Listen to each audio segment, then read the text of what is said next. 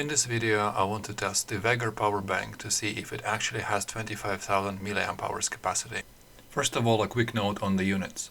Advertisements usually use mAh to specify capacity, which is a flawed unit in many ways, even if familiar.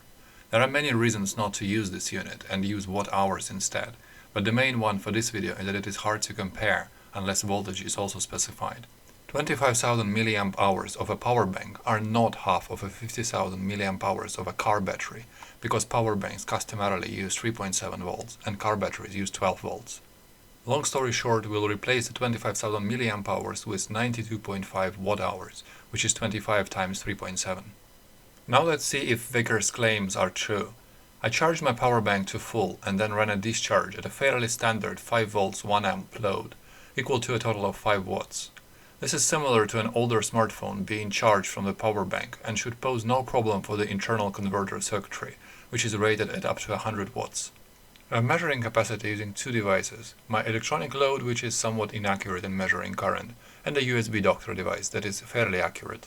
The whole discharge took 3 hours and 26 minutes, which is already quite alarming, as a 92.5 watt-hours device should last for 18.5 hours. The final capacity was 17.7 watt-hours and the device died showing 41% remaining.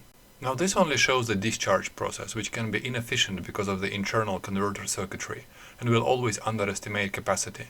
So I ran a charging sequence measuring the capacity as well. It took only 29 minutes and resulted in 24.4 watt-hour capacity.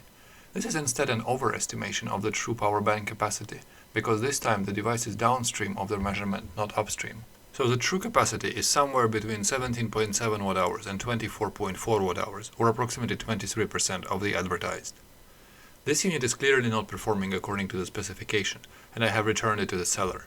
I'm not saying all of Veger's 25,000 mAh power banks perform like that.